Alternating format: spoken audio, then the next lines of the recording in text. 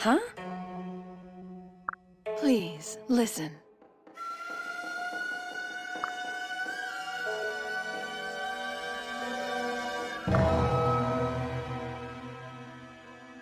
It can't be!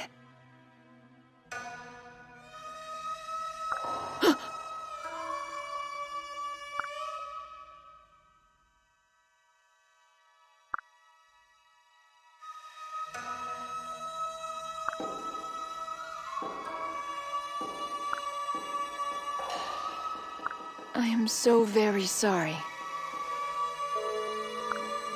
Excuse me. You have my gratitude.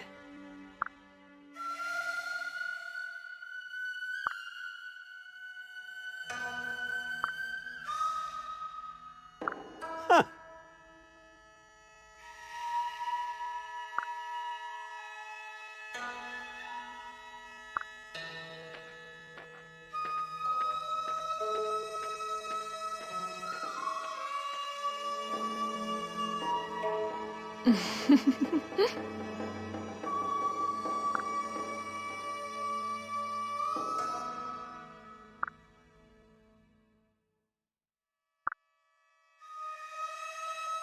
Of course. Go on.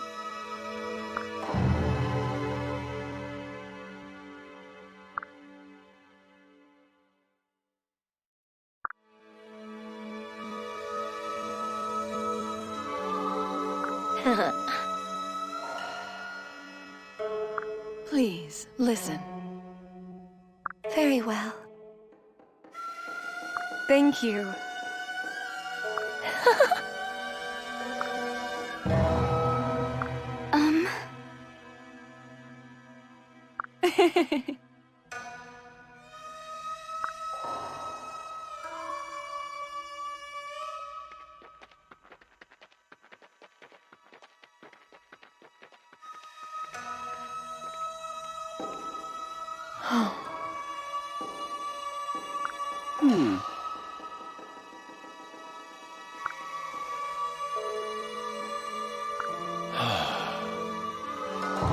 Why do you say that? Well...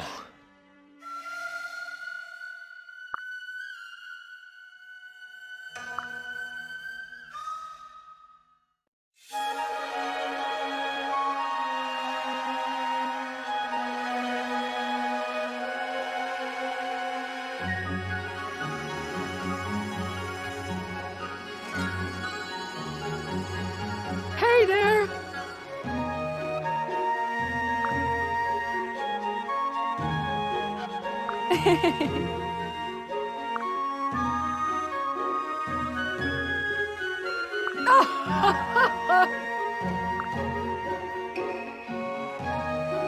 Thank you.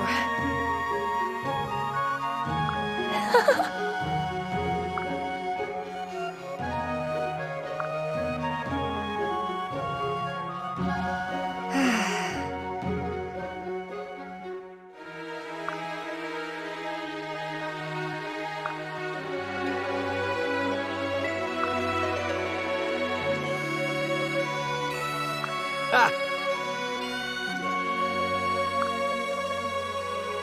I don't trust you. Hold on a minute.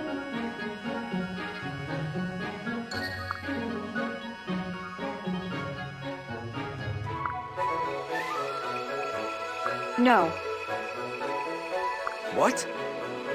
Listen.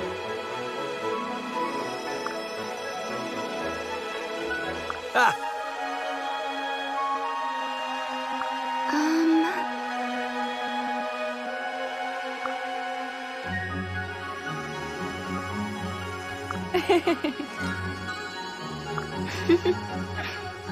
Hey! What? Huh? Come on.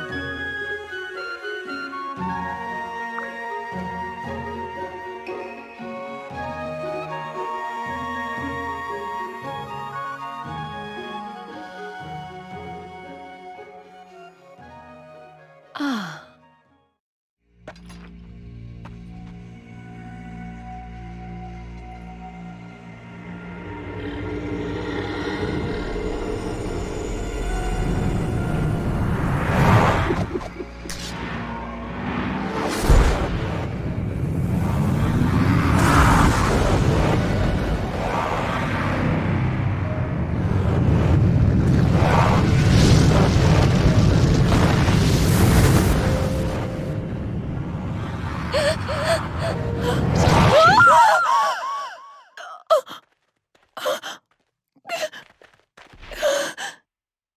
You were not hurt. Tell me you're okay. I'm fine. I'm so glad. Mother! Mother! You there!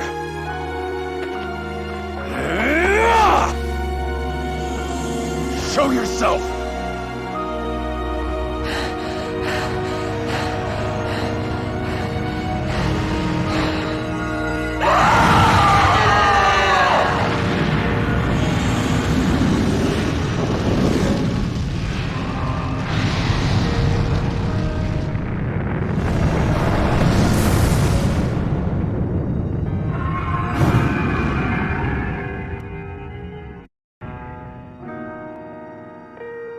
What?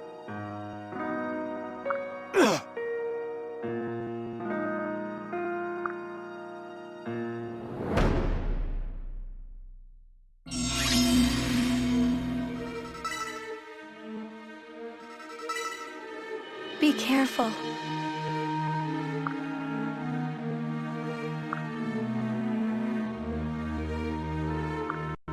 Corrin has temporarily transformed into a feral dragon.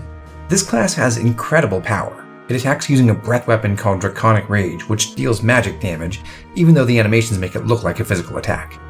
15 might is huge, and all of Corrin's stats have received an enormous boost, so together with her 28 magic, Corrin has 43 attack power that hits resistance. That's enough to kill anything here in one hit, aside from the boss. One of the unique mechanics of this class is that it counts as being 6 levels higher than displayed, so Corrin is effectively level 14 and will get almost no experience from any of these enemies. Also, feral dragons cannot pair up or dual strike, and as Azura explained, they're weak to Wormslayers. When those weapons are effective, their might is tripled, going from 9 to 27, 18 additional points of damage, giving these mercenaries a total of 43 attack. That's not quite enough to kill Corrin in one shot, but it's very close. The weakness to Wormslayers and other anti-dragon weapons is actually innate to Corrin. She's always a dragon, no matter what class she's in, and the same goes for any children she has. These enemy dark mages are also a threat. They have pretty bad stats overall, but their 14 magic is excellent, and Malefic Aura gives them 2 extra damage on top. 22 magical attack is nothing to sneeze at, especially given that tomes have 1-2 range. They can hit Corrin without allowing her to counterattack. Luckily, Kaze is a purpose-built mage counter. He matches their range, he has weapon triangle advantage to reduce their attack power and accuracy, and he has great resistance. New to the team is Princess Sakura. Like Rinka, she's going to leave at the route split, so this is the only time we'll get to use her. At just level 1, Sakura is pretty underleveled, but fortunately she doesn't have to fight. In fact, she can't. She's a pure healer, so she is completely unable to use weapons until she promotes or changes classes. Sakura's personal skill, Quiet Strength, is like Jakob Gentil's skill, but it applies to everyone regardless of gender. We'll be using this aura extensively. Her other skill, Miracle, saves her from death sometimes. If we play correctly, it's completely worthless. Quiet Strength pairs nicely with Hoshido rods, which are like staves except that they have longer range. In particular, the Bloom Festal is a slightly weaker heal staff that works from 2 spaces away. That extra range helps Sakura to heal people and support them with her aura without putting herself in danger. Also new is Azura, our first and only songstress. As a songstress, Azura has the unique ability to sing to an adjacent teammate who has already finished their turn. Her song will refresh them, allowing them to act once more.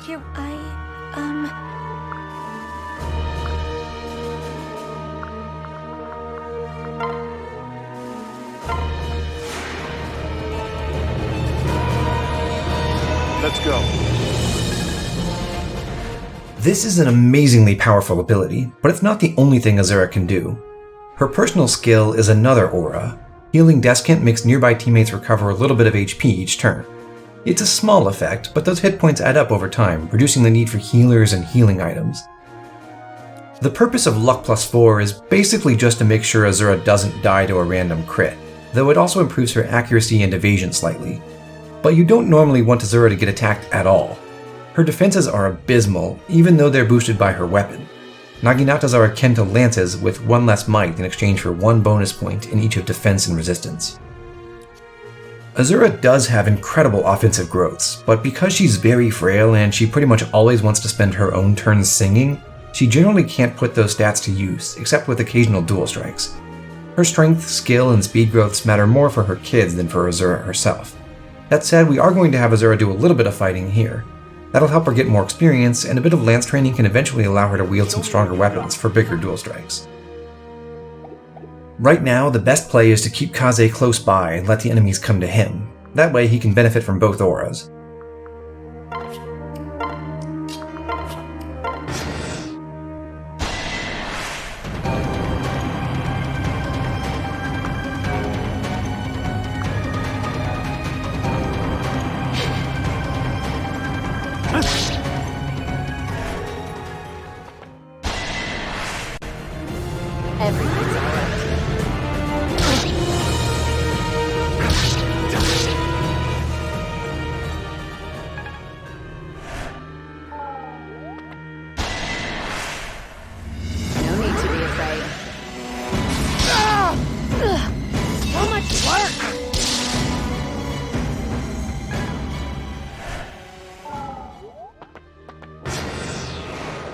Stand strong.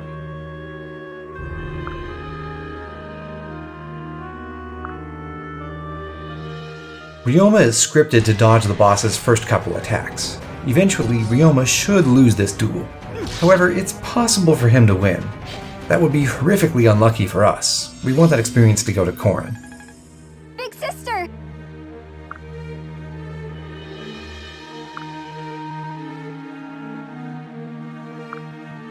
Remain calm.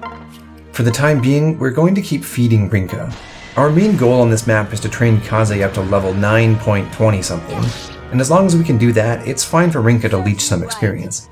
You can launch any of the 3 campaigns from the beginning of Chapter 6 using the most recent save data from the end of Chapter 5, so if you do want to play Birthright or Revelation, it's nice to give Rinka a head start. We will crush them.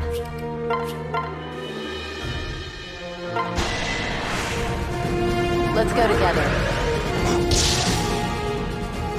We have won. Let's try our hardest.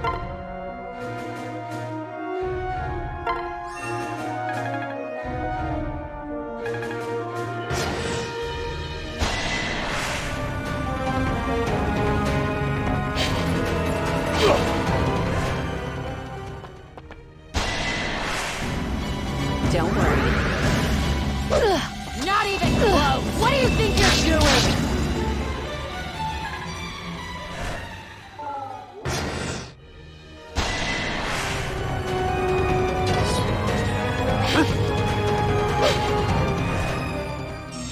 We'll allow Rinka to take one more kill. It's best if she does that while unpaired, since the cumulative hit bonus from having Kaze, Azura, and Sakura all adjacent is a whopping 18. Witness the strength of my tribe. I'm with you.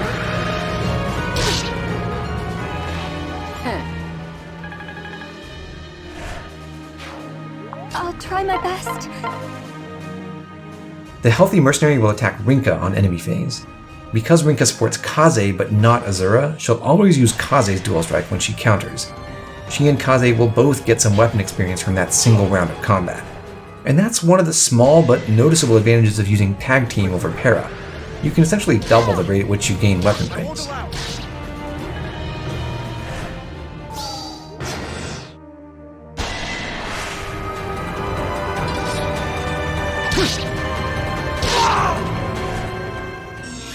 The downward red arrow on the mercenary indicates that he got debuffed by Kaze's shuriken. The stat penalties applied by daggers and shurikens take effect even when they come from the dual strike partner. That's not true for stat reducing skills like Rinka's seal resistance. Skills with after battle effects only trigger when they're on the lead units in a battle, not their support partners. Everything will be alright. Kaze had the option to kill the mercenary using Rinka support in either stance, but in this case it's better to do it while paired up. This way is more reliable because we don't have to depend on Rinka's unboosted club accuracy facing weapon triangle disadvantage, and we also get to build our guard Leave gauge. it to me.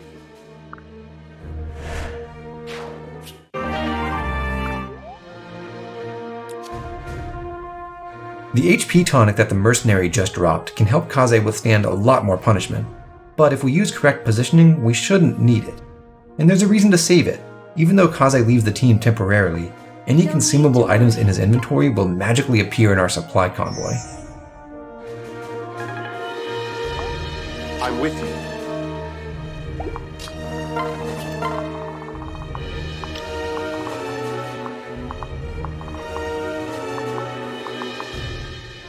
No matter how much or how little resistance he has gained, Kaze can always survive a single Dark Mage.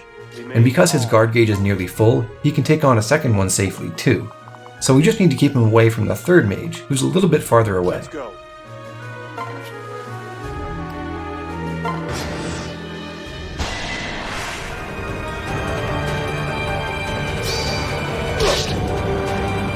I'm sorry.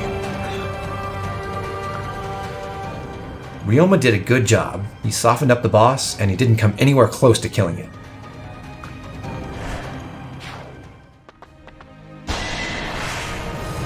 I'll lend you strength. Not even close.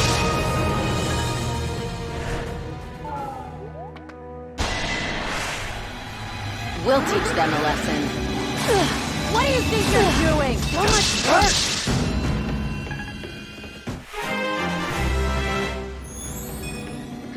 Poor Rinka has had pretty bad luck with her stat rolls. If I were trying to use her for the rest of the game, I would not be thrilled.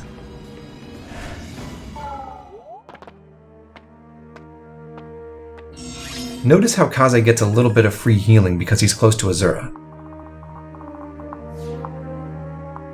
These Dark Mage reinforcements can be tough to deal with if you allow them all to converge on you at the same time. Instead, we're going to rush to a corner to fight one while he's isolated, and then we'll deal with the other three separately.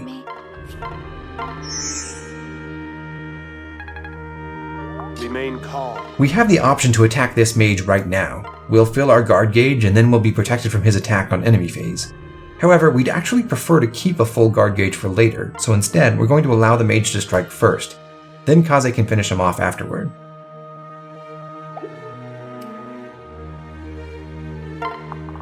What shall we do? Sakura heals Kaze and also applies her aura, which can be crucial in cases where Kaze hasn't been hitting his resistance growths.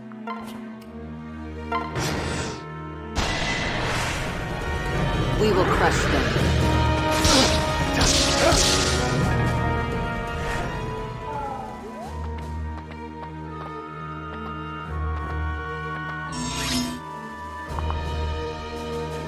Leave it to me. Assuming Kaze hits, the mage won't be able to counterattack, and therefore our guard points won't be consumed. Everything's alright.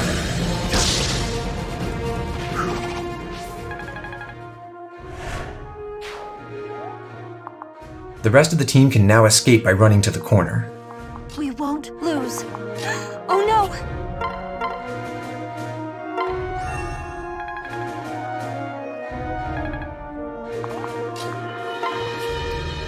Here we go.